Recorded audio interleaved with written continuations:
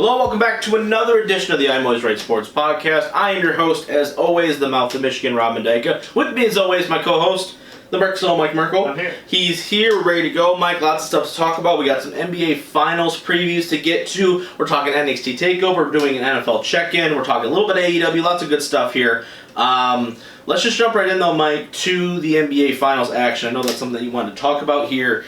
LeBron going to his 10th Finals. Lakers making it. Putting away the Nuggets in pretty handed fashion there. And you're either going to see them versus the Heat versus the Celtics. But let's just talk about the Lakers here real fast. Yeah. I mean, does it matter to you at all what team makes it there? Like, I mean, and this is not because you're a big Lakers guy or anything like that, but like looking at it objectively, I would say the Heat would tend to have a better matchup than the Celtics would, in my opinion. But regardless of that, for a second, I mean, when the Lakers are playing as well as they're playing, is there a team right now that can take them on? The way that they have some of their supporting cast contributing as much as they are, right? Like, we talked earlier in the season where you're like, okay, well, Rondo's terrible. Mm-hmm. And all of a sudden, he's playing out of his mind, right? He's playing like 2007 Rajon Rondo, not the past decade after. You know what I mean? Like, Alex Caruso's contributing. Hell, even J.R. Smith at times is able to give really good high fives. Like, whatever he's doing, you know what I mean? It's working for them. High fives. And they're playing some pretty good defense. You know, Anthony Davis has never been more effective. I think this series is where you really saw him get into a groove offensively. Mm-hmm. Just talk to me about this Lakers team and why... You know, is there any weaknesses on this team right now? Really? Like, is there something where, like, if you're the Heat or the Celtics, and we're going to get into both matchups here in a second, what am I trying to expose as the opposing team? Well, the main key, I think, and I think only the Heat have this, is your perimeter shooting. Oh, yeah, I think it's the one thing that will give you the edge in the series, which is why I think the Heat, I would be more worried and probably bet Lakers winning in like 6 games compared to like Boston. I think there's a chance that they could sweep Boston. Yeah. Unfortunately, I wouldn't want to see like a sweep in the finals. Yeah, that always sucks. Just as like a basketball guy, you're like, all right, well, it's 3-0. Yeah, it's 3-0. Yeah, it's over. Yeah. Click and whatever. But it looks very. They don't have much defense for Jimmy Butler and Bam Adebayo. Yep. If somehow they can survive the next 2 games, which again I don't think they will. Right. But I said that against the Clippers and the Nuggets, so I guess I cannot know at this point. Yeah, that's why we're doing both, just in case, because we looked like idiots last time. So if the Celtics do somehow get through, I just don't think they have the defense for LeBron, and if not LeBron, I don't think they have the defense for Anthony Davis at all. Yeah. So I think, unfortunately, I think Bam's going to cover Anthony Davis. Yeah, that's what I mean. I think Bam. Yeah. I got the Celtics. Okay, sorry. Yeah, I was talking about the Celtics. My bad. On the Heat, I think Bam can do a good job on Anthony Davis, and I think Jimmy Butler and Jay Crowder were kind of like double team LeBron a little bit to try to slow him down. So I don't think they're gonna stop them by any means, but they'll definitely slow him down more than any other team. And I think it goes back to the point too where if I'm either team, I'm not necessarily trying to stop LeBron from scoring. Yeah. He's gonna score regardless, right? But what I am going to try to do is prevent him from getting other people involved. If LeBron has 40, cool. But if also Danny Green's got 15, 17, if Kuzma's got 18, and Rajon Rondo's got 14, and like all these other guys outside of Anthony Davis and or LeBron James, if they're also going into double digits, you know, not even like 20 points, but you know, if you got 4 people averaging 15 points a game, in addition to LeBron and AD, you're not stopping that. That's the difference between like the Kawhi and LeBron. Well, Kawhi's stat line would be like 45, 4 and 4 or something. Yeah. Where yesterday LeBron had that game 5 where he had 38, 16 and 12. Right. Where he had those 12 assists. Right. Which gets everyone else going involved. That's what the Heat. I'm going to keep saying Heat, but against Boston or any team. Right. You don't want. If LeBron has 45 and 5, I think you did a good job. Yeah. I think you may even win that game depending on how that game plays out. Exactly. Right. And that's the difference. Right. Is you know already that certain teams are going like certain guys are going to go off, right? Yeah. Like it is what it is, right? You can't players of that caliber, you know, it's just not going to happen. You know, even Kawhi, I gave Kawhi a lot of crap last week But his line, right, like his numbers weren't bad, right? No, Like you can look at the stat line and go, well, it's not Kawhi's fault. It's when you get deeper into the game is when you realize, yeah, it still kind of is his fault. So it's, there are certain things that have to happen. I think that the Lakers, I think they did benefit a little bit from the Nuggets getting here over the Clippers, right? I do think that this series would have at least went another game at minimum if the Clippers were there. But regardless, I do think that is the key, is to stop LeBron from doing his second best thing that he does, which is passing the basketball. Mm-hmm. If you can limit his effectiveness on that, and just, because you're not stopping that drive in. Like, I'm sorry. Like, if he wanted to, I don't know why, like, when they're down, like, 6, and it's like Frank Vogel's not like, hey, LeBron, do that thing where you just drive to the lane and hit a layup. Do that like 4 times in a row, and I guess we'll be up maybe by 2. If Pro NBA could like have it in 2K where you turn off fatigue, and you had everyone at 100%, you could just have LeBron drive the rim every single time. Hey, we're just gonna go ISO every play until we're up by 30, and then we'll get other people exactly, and then after that I'll sit you down for 12 minutes. Like in all honesty, there's nothing stopping that. Even if you play good defense, there's probably gonna be a foul call. Mm-hmm. If not, it's just a disaster. Talk to me about now this Heat Celtics matchup, right? Heat are up 3-2 right now. I still have the Heat winning this series regardless, even if it goes 7. But I do want to talk about the Celtics here because I do think this is the team that I think less people would be interested in seeing. I get the classic matchup, but from a stylistic standpoint, I don't think they have a guy I don't think they have anybody, quite frankly, that can counter out either 2 of the big Lakers stars, but I also don't think that they are getting enough contributing factors from their bench right now. I don't think that this team is a 7-8 man rotation, even though they're trying to make it seem like that. They're not getting the numbers they should be getting from Marcus Smart. They're not getting the numbers that they should be getting from Jaylen Brown. Like, they're playing fine, but not to the level where if they somehow get past the Heat, I don't see that they have any chance. And Jason Tatum, the guy that's got to make it all work, has not looked good in this series. He had 24 points in Game 4, I think, in the second half alone, but he didn't have any the first half. So you're like, dude, you can't go scoreless for a whole half of basketball. I know. I agree with that. There are points, though, where I think in that exact same game, Tyler Hero had like 40 points. Oh, yeah, for sure. And they only lost by 2. Yeah. So it's one of those things where it's like,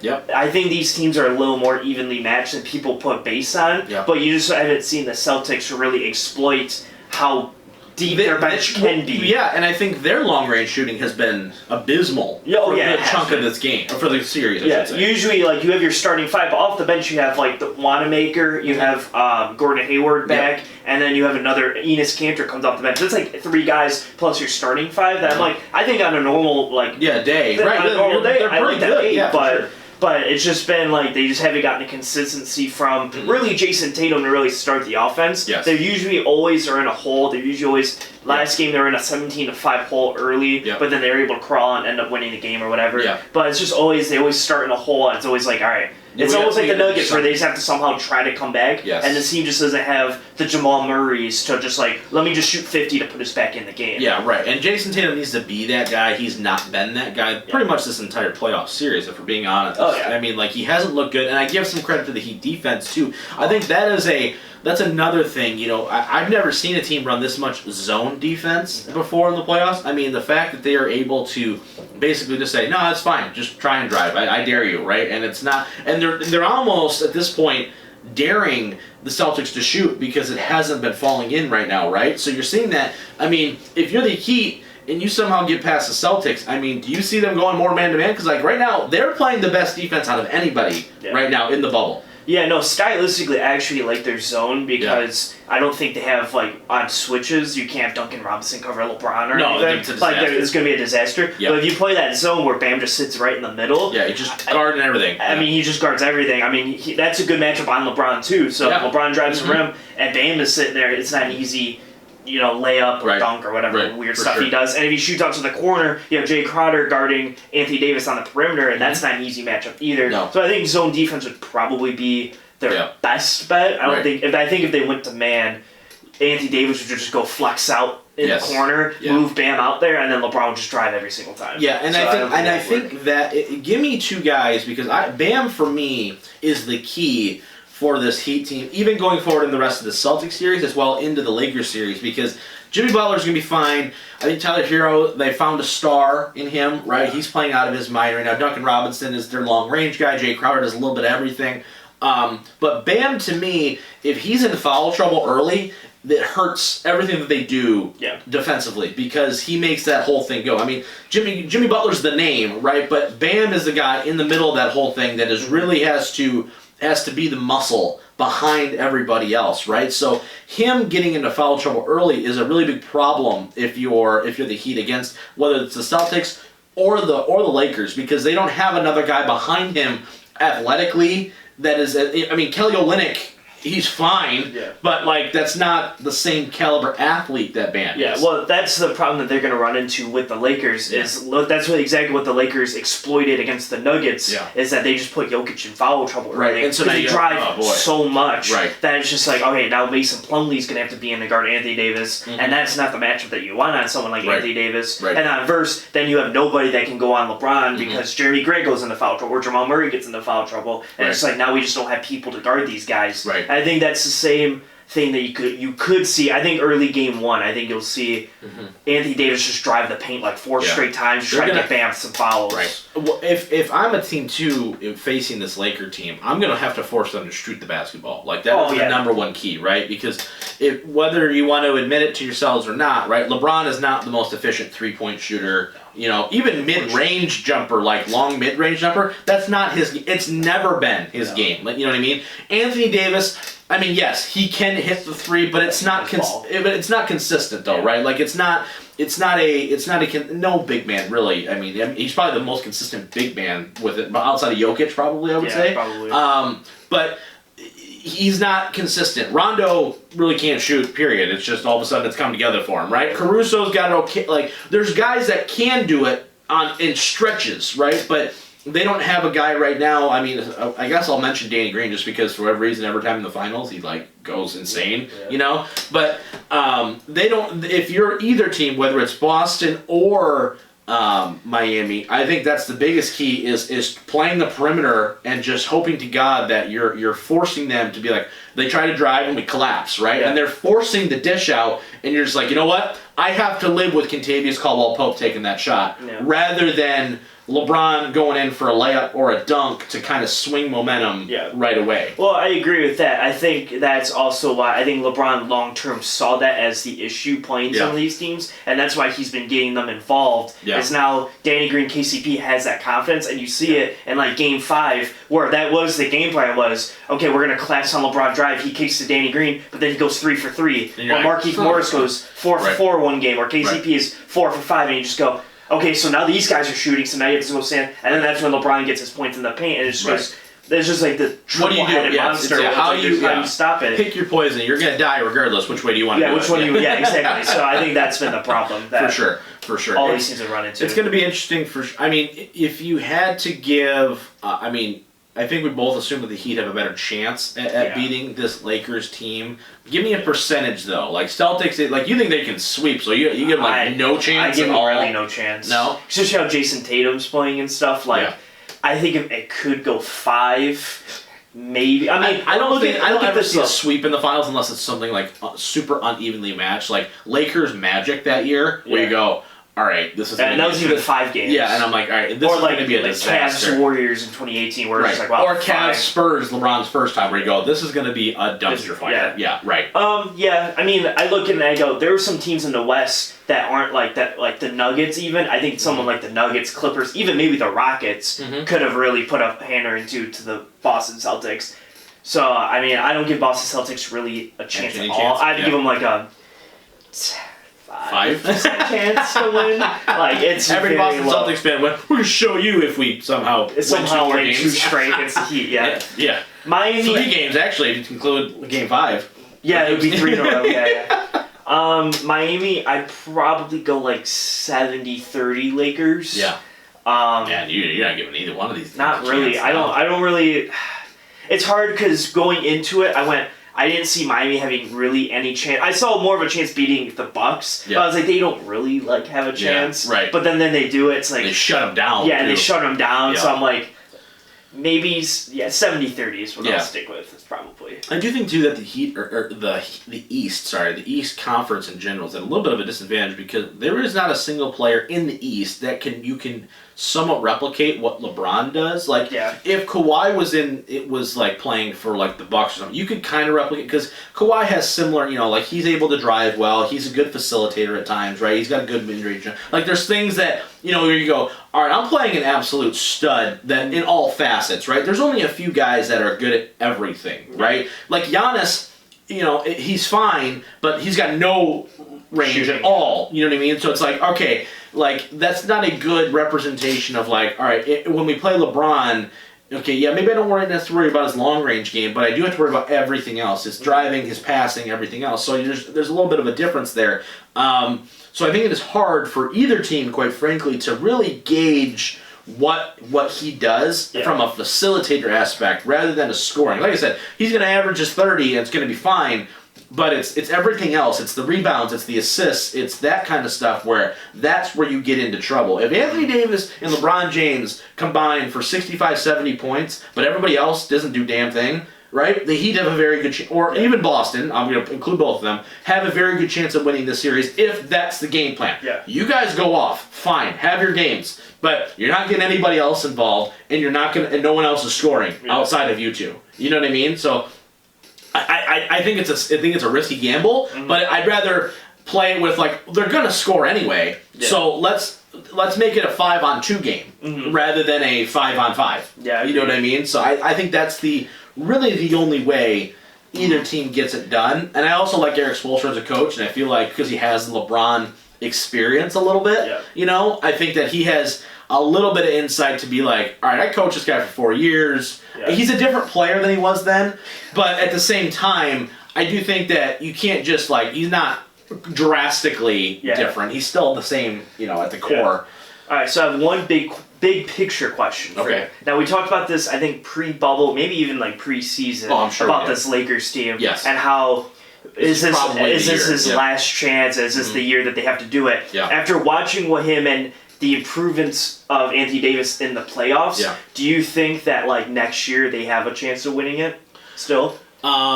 If for some reason Anthony Davis can leave after this year technically, can't he? Yeah, but say he resigns. Hypothetically, he resigns, and they're together for 2 more years. Do you think they still have I do think they have a chance. Yes, I do. Because I think that... But I don't think it's as great a chance as this has provided them for a couple reasons. Number one, you had a long layoff, right? So you were allowed to recoup a little bit. You're allowed to get some guys back. You were allowed to kind of... If you're 35 years old... you're not moving like a 25-year-old anymore. You know what I mean? So I do think that did, as much as it hurt him, I think it also allowed him to be like, all right, I can go and take a little bit of a break here. I can recoup. I can relax, and I can get back to it. Yeah. And now you're playing at mid-regular season form again, right?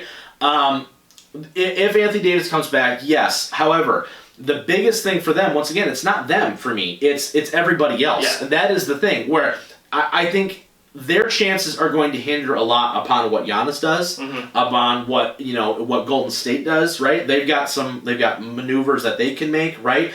I think that depending on what the Clippers do, quite frankly, I know that I gave them a lot of crap, and I don't consider them a title contender until I see Paul George not be awful for long stretches of games. But the West is still going to be highly competitive. You know what I mean? So I think that is a good chance for them to be like, man, if you have to go through a gauntlet where, okay, you're playing Houston round 1, and then now you're going to play Denver, or then you're going to play, if you're, these teams aren't getting worse. Yeah. You know what I mean? And I don't know how much longer, I don't know how much more he can get these other guys involved to match what other teams are going to be able to do. Because you know that the Golden State will be back next year, right? Clay's back, Steph will be 100%. If they somehow land Giannis, it's going to be ridiculous, right? They've got Steve Kerr. He's a good coach.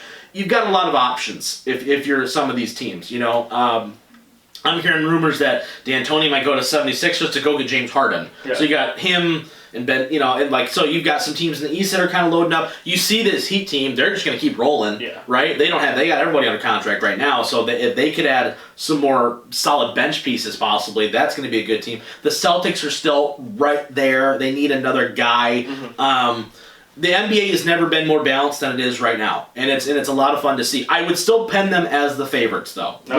Long answer short. I was gonna say they are the favorites, but I don't think like going into this stretch, I was kind of of the opinion of this is probably the time, right? If I do say this though, if they didn't play the way they're playing right now and they looked a little rough around the edges, I'd be like, man, even if they do get it done here, I don't know if they can get it done again. That's the whole point. Is I think I was on the same boat where I was like, if they're just like, if LeBron's like looking like, okay, you're not the same LeBron as like previous years or whatever, and Anthony Davis is even like there, like he's just playing good, not great or anything, I'd be like, yeah, this was like your run. But with how good Anthony Davis has been, and LeBron could just move into like, I'm going to get 25 points a game and 9 assists and just kind of roll into like a pass first role to Anthony Davis. Right. I'm like, I do think that they could. Yeah, I think so. I mean, it really just depends on if he stays, how they can, because a lot of these guys aren't here long term, you know what I mean? Like, it's all 1 year, short term contract, so it's like, you're going to pay Anthony Davis. You're already paying LeBron a max contract, right? So now you're like, okay, we got to somehow figure out how to get some of these guys back, that fill this role for us,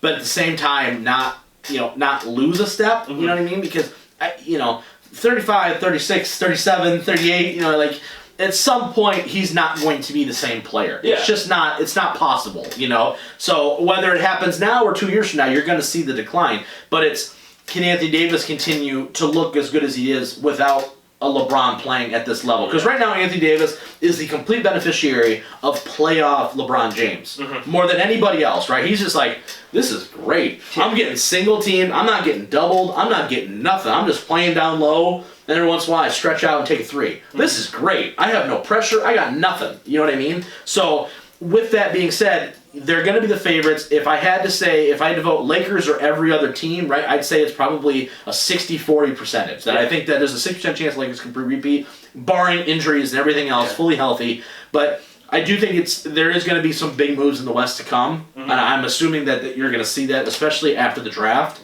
and you're going to see some teams where you're like, oh, okay, like I'm excited to see this. Or I do think the Clippers' future is definitely one team where you're like, there's a lot of different ways they could go. I think they've gone from like contender where like, oh, we got like a 5-year run here where we could really make it. To all of a sudden it's like, we need to make some drastic changes very quickly if this is going to be a fruitful endeavor. So interesting to say the least. And maybe if they win it, Anthony Davis goes, I'm good. I'm going to go sign a max deal somewhere else. If AD goes to like Miami and just like dips out, then it's like, oh yeah. Or like Giannis goes to Miami and they're like, man, you got Bam, Honest. You got like, there's a lot of movement. You know what I mean? But the way they're playing right now, it's all contingent upon the supporting cast. It's always been in LeBron's career, quite frankly. It's never been him. It's been what else can the rest of this team do to elevate what he's already putting up there. So it's interesting enough for sure. I'm excited. I really hope the Heat win. Because I'm in agreement. I don't think the Celtics have much of a chance. They're going to have to shoot lights. It's going to have to be like Houston, where Houston shoots amazing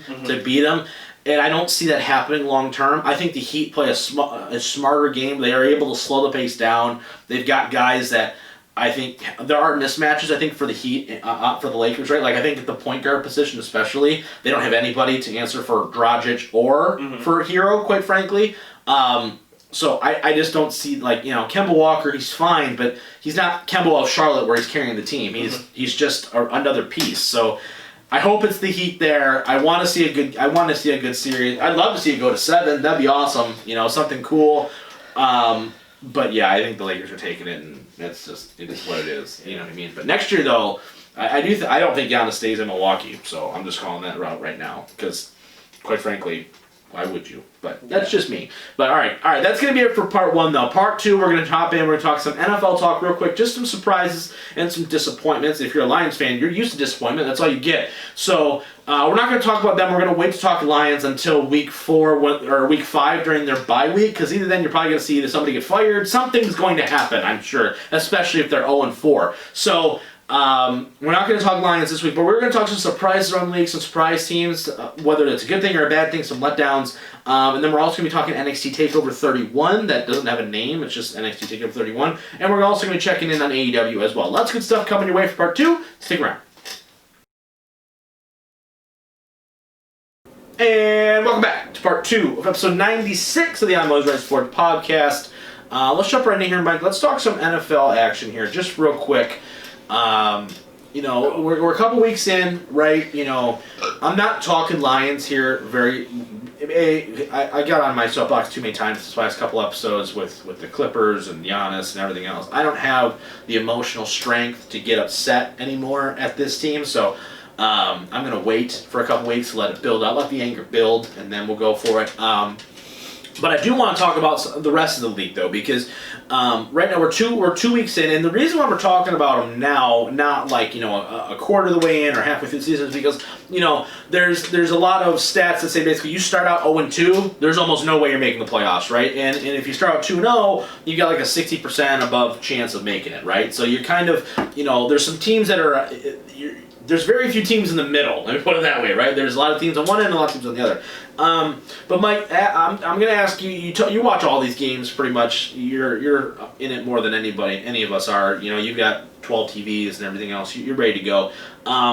Give me one of the biggest surprises so far this season. Whether it's a team that we thought, looking at their schedule, looking at their roster, you're going, this team's got a good shot to make a run, or at least be there in some sort of contention. Or a team that you're like, I didn't see this coming ever, and they're playing good ball right now. And they need to be a team that maybe more people need to be paying attention to. Okay, I got two. I got one from the AFC. Okay. Yeah, I got one from the AFC, one from the NFC. Okay. My NFC choice is the LA Rams. Okay. Yeah. And I only say that because Absolutely. I thought the LA Rams were going to be the worst team in the division, Yes. and I guess technically they could still be the worst team. Right. Because But right now they're playing really well. Right now they are playing like one of the best teams in football, and it's actually very scary when you look at that whole division. And the whole the worst team right now is the Niners at 1-1. Right. Like when that's your worst team, you go.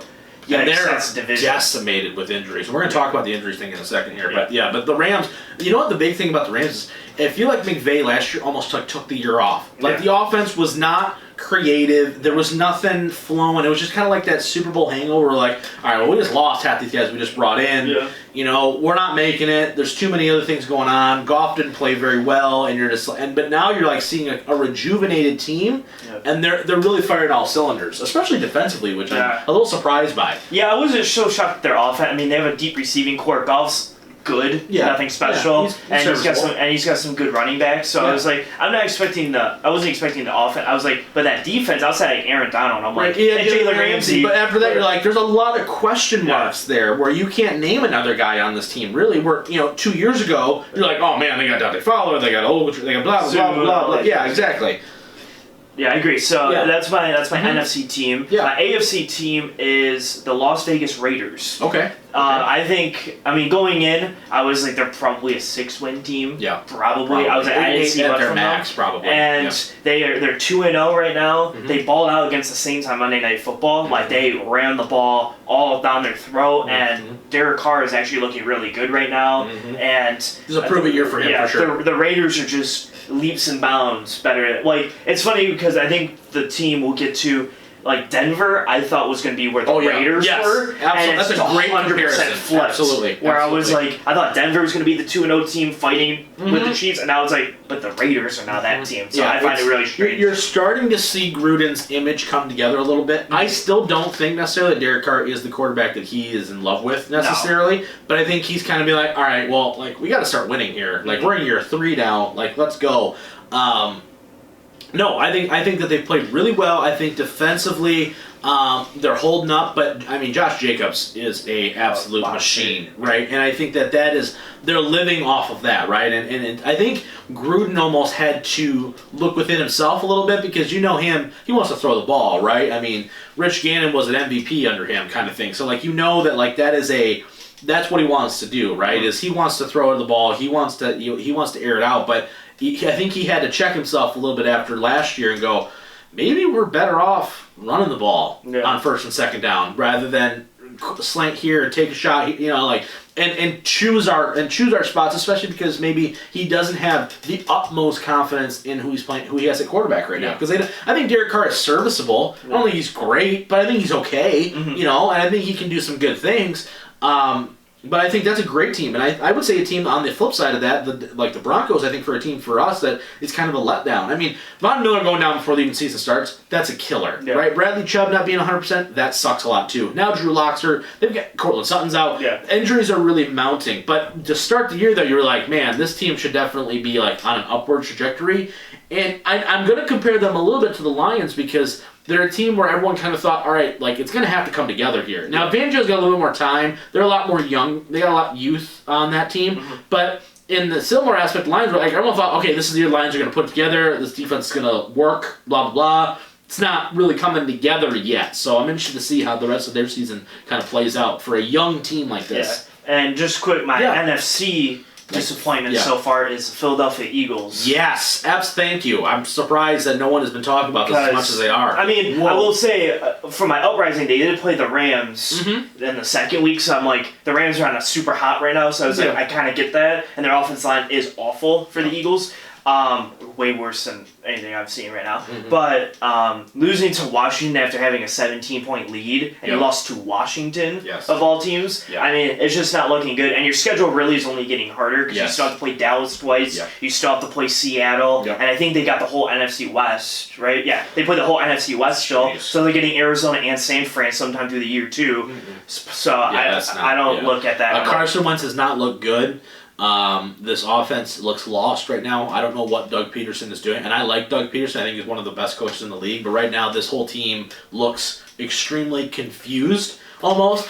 I feel like they don't have an identity right now. Can you see that with me? Because like certain teams, right, good football teams, whether it's let's take the Niners, right? The Niners, even though they're decimated with injuries, right, they run the ball effectively. That's their identity. We're going to play good in the trenches, and we're going to run the ball down their throat. That's what we do best, right? The Saints, we're going to throw the ball a lot, right? It doesn't matter what we have in the backfield. It doesn't matter that Kamara's the top 5 back. It doesn't matter. We're going to throw the football, right? There are certain teams with an identity that you just go, all right, this is what they're about, and they're really good at it, right? That's what they do. That's what they're all about. You don't know what this is because you think this would be Carson Wentz's team, but he hasn't looked right. And I think a lot of quarterbacks have not looked right so far in these first couple of years. I think you're seeing a lot of guys that you expected to be up there where you're like, they're not playing as well. Like, I'll throw Wentz in there. I'll throw Stafford in there. I'll throw Tom Brady in there. I'll throw, I'm going to be honest with you, I don't think Mahomes looks particularly that impressive right now. I think it's a lot of, not to take away, he's still a good quarterback, but like they should have lost to the Chargers last week, right? They very easily could have done it. I don't think Deshaun Watson looks right now. A, because his offensive line's terrible. B, he doesn't have any weapons. But at the same time, he's still Deshaun Watson. Like, there are certain guys right now that do not look right. They're playing okay. Like, I think Stafford's playing okay. He's not playing great. He needs to be in order for that team to win, but he's not playing. Carson Wentz, same thing. They always have injuries everywhere. It's up to him to make that team run, and they're not doing it right now. Yeah. You know what I mean? Okay. So, is there a team to you that, is there anybody else that you're kind of looking at right now and going, maybe they're kind of in that middle, they even could be 0-2 or 2-0, 1-1, that you're looking at going, give it some time, but we're going to be talking about this team later on. Ooh.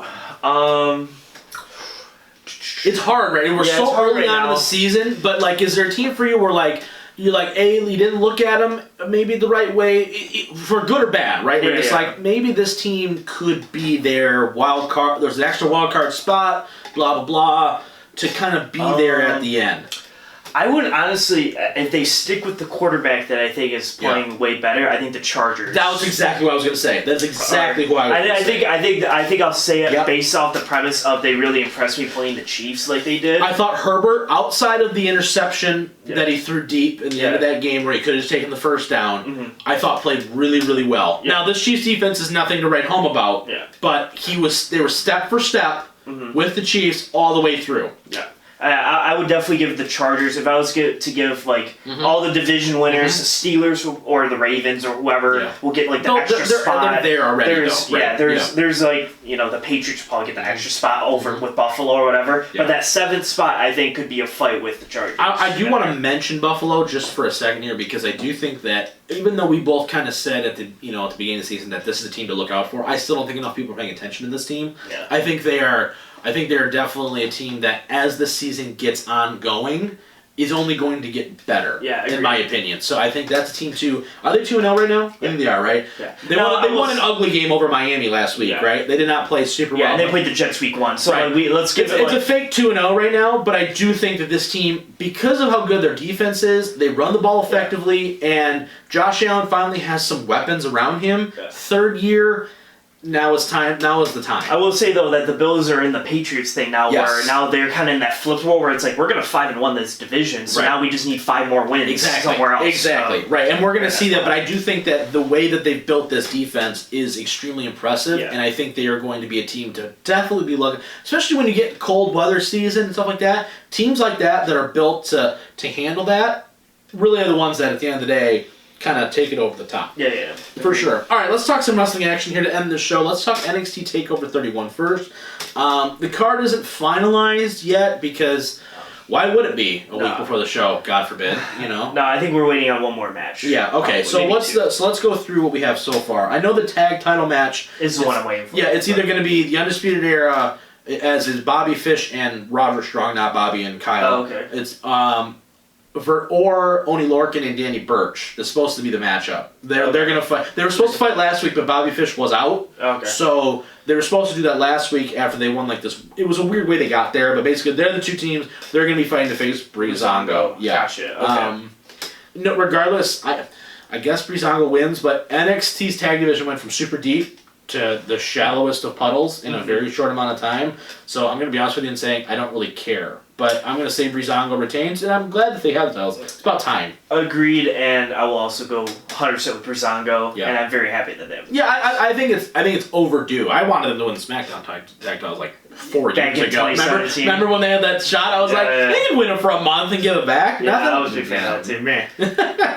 So on this card, I guess we have Kushida and Velveteen Dream. Yeah. They've been in a little heated rivalry. Yeah, Velveteen last week cost Kushida in the gauntlet. That's kind of how Kushida got eliminated there to kind of spin off this rivalry. I don't know why they're getting so much backlash with Velveteen being on TV with the allegations. We're not going to get into that, but at the same time, WWE's not helping themselves in that regard either. Kushida should win this match. He hasn't had a meaningful victory since he joined NXT yet. I don't think that they're going to be doing anything with Velveteen. He had his run with Cole for the title. That I don't think he's going to get the NXT title. He's not going to re-win the North American, so he's kind of in that weird floater spot where you're not getting called to the main roster anytime soon. Now's the start time. You need to start putting people over, and Kushida's that guy, I think. I'll agree with that because I think Kushida could win this and kind of move into like a North American picture or something. Yeah, I think that Kushida's in a weird spot because they don't have a fleshed out cruiserweight division, and it's hard because he's not he wins the North American title, but man, it's every time he goes into a match, man, you're losing. You're not the favorite in any of these matches. You know what I mean? So it's weird. So he's in a weird spot I agree with that. We'll go to the women's match. So we got the singles match for the NXT Women's Championship. Io Shirai is the champion, defending against Candice LeRae. And I think this match is going to be dependent on the next match we talk about, or vice versa, whichever one goes first. Because I think either they both win, or they both lose. I don't think one is winning, the other isn't. Yeah. And I'm talking about Damian Priest will be defending against Johnny Gargano for the North American title. So I think either Gargano and LeRae win, or they both lose. Yeah, and it's tough because I really like both of these women. Right, I think they're both tremendous in their own way. I'm going to say Candice wins. I don't know if she does. And the only reason why I'm a little hesitant on that pick is because Io just got the title not that long ago. Long-term one. Yeah, I mean, guess so. She's only had a couple big defenses, so it's But because but at the same time, they did the same thing with Ember Moon where they built her up and then she dropped it pretty much immediately. So it's I don't know. But for me, Candice has always been a person where I've looked at it and I go, why has she not been in the title picture since she debuted? She is fantastic on so many levels. She's one of the best workers that they have, man or woman. I'm going to say Candice. I'm not 100% confident in that, but I want to say, just from a fan perspective, I would love to see her get the win here. Cheating or not, I don't care. I just think her getting a run, because she puts on great stuff with anybody she's in. Yeah, she can make Casey Catanzaro look good. I don't know who else can. I love Casey Catanzaro. I'm in a split. It's tough, right? It's tough because I actually don't think Gargano beats Priest. Because I Priest know. only had the title for like a month. I know. So unless they go back to the North American champion just loses every first title defense like they did to start. Well, he beat Thatcher. He beat Thatcher a couple weeks ago for the title on the line. So he's. I mean, takeovers. Yeah, like Cole lost the first takeover, the Ricochet lost his first takeover, or whatever. So there was like a big line when the first takeovers they all lost it. Yeah, right. So if they go back to that, I guess Gargano could win. But I'm actually probably just gonna go with like champions retain on these two. So I'm gonna take Priest and Iro. I'm nervous about this card because before we talk about the main event, right? You're just looking like there's a potential like nothing actively happens, and I hate pay-per-views that do that because Takeover, similar to AEW, which we'll talk about in a second, where they don't have a pay-per-view every month. They kind of like it's one thing if you have a schmaz finish, but knowing that but we're leading up to this, and we know where we're going. And some of these you're just like, where are we going with this, right? So it's hard. The same thing with the Priest-Gargano match, where you look at it and you say, why? Why is this match even occurring, right? Yeah. Which is why I'm actually going to pick Gargano. I think they really, really, really like Damian Priest. I think he is going to... I think they like him as a tweener, more leaning towards babyface, but with like a badass kind of attitude thing, right? Based off how they're booking him right now. He gets a good reaction. I think a lot of people like him. So I wouldn't be shocked to see Gargano take the title off him and then him start going into a feud with Balor.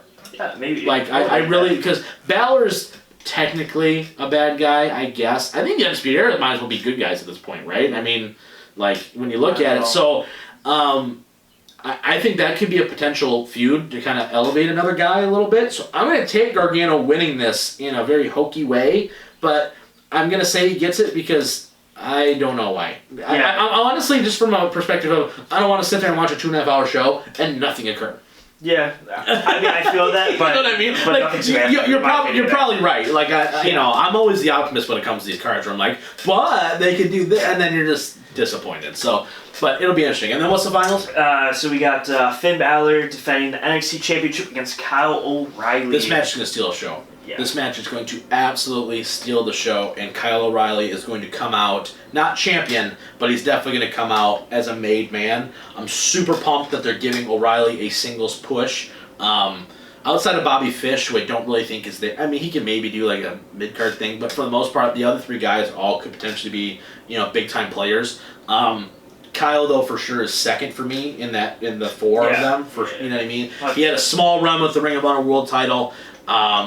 You know, he did some good stuff in Japan, but he can be a star, and he puts on a hell of a performance every time he's out there. I love him as a part of a tag team, but I think that this match, as long as Balor doesn't do the same 4 moves over and over and over again, this match could legitimately be a true classic of a match. Yeah. I'm really excited for this. I'm glad that they're giving him the push that he's earned. Yeah. I'm also taking Finn Balor. Finn's gonna retain. Like, he just won the damn thing. I don't anticipate that being a thing. But look for this though too, just as like a long shot kind of call that I'm making here. Okay. They could easily revisit Cole and O'Reilly as a feud. That did so much money for Ring of Honor for years. They did it when they were first as a tag team, and then they did it again like 4 years later as the main event of the show. So look for that to be a thing, because, you know, Cole was super excited for him at the end of that show. He's tweeted about it. He's like, Kyle O'Reilly's one of my best friends, blah, blah, blah, blah. Don't be shocked if something like that happens, just because there is so much money with O'Reilly and Cole together, whether it's together or as a feud, like, all day, every day. Give me that all day, all the time. I would hate to see the era get broken up. That would hurt me to my core. But knowing that we get O'Reilly and Cole would be awesome. I don't know if it's gonna happen, but there's I'm just throwing it out there as like a 1% like coin in the well. Yeah. You know what I mean? So I think I'm just saying. Because if they do it, I'm gonna look like a genius. Just so you know. But if you don't, like, no one's gonna go back to the archive. I know. Like 6 months from now. Like, you were wrong. So it'll be fine. Yeah, right. Yeah, I mean, I would want to see it because I like the era together, and I couldn't see like if like Cole split from them. I think them 3 would just kind of like die. Yeah. Without Cole there. Yeah, like, Cole could survive on, like, say they all got brought up to the main roster, but then, like, Cole's the only main eventer that they have. Yeah, all the other 3 would be like, oh, we're in, like, the Hurt Business kind of deal where, like, you're doing stuff but not really doing things. Yeah. And Cole would be out, like, world champion. Real quick here on this Retribution thing, now that we know everybody who's in it, is there any saving it? any. Do you think that they would benefit though from having one more person? Like having a bigger name? No, yes. Like legitimately, like if like T-Bar is acting like how I can't even. I know it's ridiculous, but like if like T-Bar was like the voice, right? Kind of like what they did with the Dark Order, where like Uno and Grayson were kind of like the mouthpieces for it until they debuted Brody Lee as like the guy. I mean, somewhat anticlimactically, but point being. No, there's like reports out there that maybe Keith Lee's gonna be the leader, and how. That would be the worst faction ever. Oh my god! Like, I think they would just do that just to piss me off. Because Dijakovic and Maya Yim are both in it, so they're like, oh, we could just throw him in, and it like fits everybody and stuff. Why? So Keith Lee can bore me on the mic and talk like this all the time. Yeah. Oh god!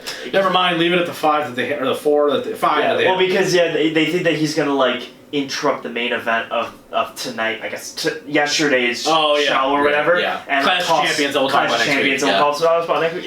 That he's gonna like interfere with like Retribution's gonna interfere, but it's gonna be Keith Lee like leading. Maybe Orton's the leader. They help Orton get the win because I think Orton wins it tonight. So I do too. So I mean, that'd be, I guess, a little better, but not much. Still wouldn't be good. Don't attach Orton, who's doing really good work, to that crap. Like, no offense, but you got 4 Bane guys, or 5 Bane, like, it's bad. CM Punk made a great tweet where he's like, when you get bored at lunch and you make a cutout of your paper plate. Like, this is terrible. Alright, let's talk some AEW to end this show real fast. Okay. I just want to hit on a couple points here. Number 1, thoughts on Cody coming back with the dark hair. Love it. Loved it? Absolutely loved it. Yeah. I mean, I don't care about like the hair. I just like that he came back. Cody. Like, wow, you really his hair looks much better. Yeah, no, just like having Cody back is huge. It's huge because he's literally the face of the once company. again, you're still lacking singles depth. Once again, you're playing the super slow game with Paige and Hangman and Paige and Kenny. So it's like okay, let's get to it.